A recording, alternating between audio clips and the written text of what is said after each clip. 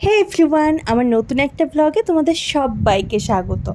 প্রায় এক যুগ পর পেয়েছি একটা বিয়েবাড়ি ইনভিটেশন, আর সেজেগুজে যেমন না সেটা কি হতে পারে বলো। প্রথমেই মাকে এখানে সুন্দর করে রেডি করে দিয়েছি, আর বনু এখানে মাকে লিপস্টিক পরিয়ে দিচ্ছিল, আর আমি সেই ফাঁকে নিজের স্কিন প্রিপারেশনটা কমপ্লিট করে ঝটপট রেডি হয়ে নিয়েছি। যেহেতু অনেক তাড়াহুড়ো ছিল আর অনেকটা দূরে যাব, সেই কারণে নেক্সট ক্লিপগুলো আর নিতে পারিনি, কিন্তু আমার ফাইনাল লুকটা একটু পর শেয়ার করছি।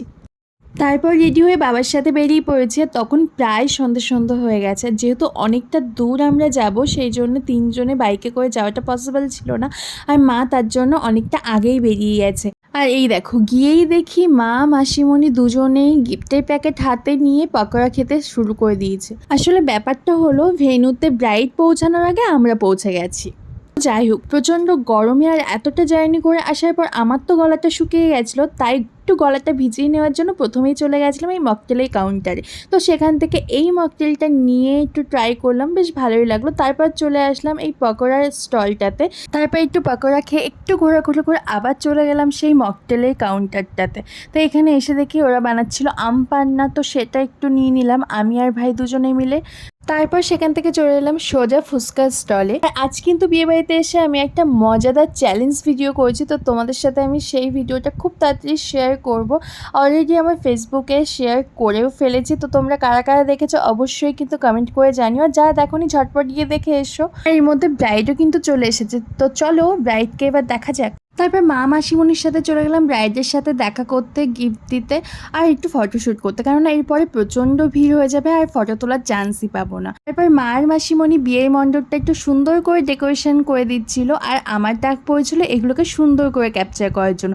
ভিডিও শ্যুট করে ঘোরাঘুরি করে এই গরমে আমার অবস্থা তো একদমই খারাপ হয়ে গেছে, তাই একটু ফ্যানের নিচে বসে রেস্ট নিয়ে নিলাম। আর এদিকে দেখো বড় চলে এসেছে এখানে, আর সব শালিরা মিলে তখন গেট ধরেছিল। বাঙালি বিয়েতে কিন্তু একটা বিশেষ আকর্ষণ, আমার তো বেশ ভালোই লাগে এটা। তোমাদের কেমন লাগে বলো তো, আর কে কে তোমরা এভাবে গেট ধরে কত টাকা পেয়েছো অবশ্যই কিন্তু কমেন্ট করে আমাকে জানিও। তো যাই হোক, এখানে একটা ফাইট চলছিল, মানে বরপক্ষ বলছিল যে ওরা ফোনপে করবে, আর এদিকে কনে পক্ষ বলছিল না এরা ক্যাশ দেবে। তো যাই হোক, এসব গেট ফেট ধরে এসব দেখার পরে আমার তো গরমে অবস্থা একদমই খারাপ হয়ে গেছে, আর প্রচণ্ড গরম ছিল সেদিন। আবার চলে গেছিলাম মকটেলের কাউন্টারে নিজেকে একটু রিফ্রেশ করার জন্য।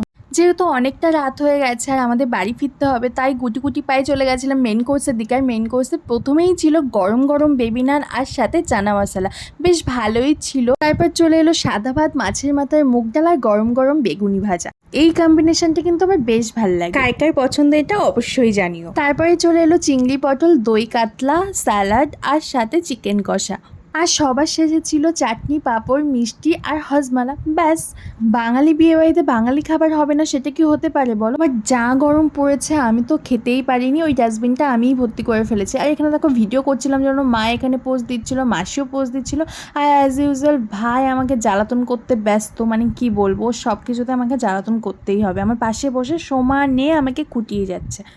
ইনি আর একজন, ইনি যদি আমার পাশে থাকতো তাহলে তো আজকে আর দেখতেই হতো না। তো যাই হোক, সবাইকে টাটা করে বেরিয়ে পড়লাম বাড়ির উদ্দেশ্য। তো ভিডিওটা এই পর্যন্ত, তোমাদের কেমন লাগলো অবশ্যই জানিও। বাই।